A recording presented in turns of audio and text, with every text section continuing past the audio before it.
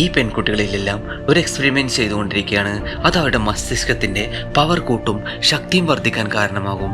അന്നേരം അവരുടെ കൂട്ടത്തിലുള്ള ഈ പെൺകുട്ടിയുടെ പവർ വളരെയധികം കൂടുതലാണ്.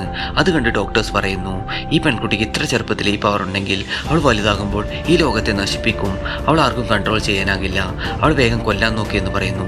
അങ്ങനെ കുറച്ച് ആളുകൾ അവളെ കൊല്ലാൻ പോകുന്നു. അവൾ അവരെ കൊന്ന് ഓടിപ്പോകുന്നു. അങ്ങനെ ഒരു ഫാമിലിയിൽ എത്തിപ്പെടുന്നു. അവിടെ 10 വർഷമായി അവൾ സന്തോഷത്തോടുകൂടെ ജീവിക്കുന്നു. ബട്ട് അന്നേരവും ഈ സ്ത്രീ അവളെ വീണ്ടും പിടിക്കാനും കൊല്ലാനും നോക്കുന്നു. ബട്ട് അവൾക്കറിയില്ലായിരുന്നു ഇവൾക്ക് മരണത്തിലേക്ക് അടുത്തുകൊണ്ടിരിക്കുകയാണ്. അവൾക്ക് ട്യൂമർ പോലെ എന്തോ രോഗമുണ്ട്. തൻ്റെ അതേ ജീനിലുള്ള ആളുകളെ കണ്ടെത്തി ബോൺമാരെ മാറ്റിവെച്ചാൽ അവൾ രക്ഷപ്പെടുമെന്ന് ഡോക്ടേഴ്സ് വിധി എഴുതുന്നു. നിങ്ങളുടെ പാരൻസിൽ ആർക്കെങ്കിലും ഈ സെയിം ബോൺമാരെ ഉണ്ടാകുമെന്നും അവളോട് പറയുന്നു.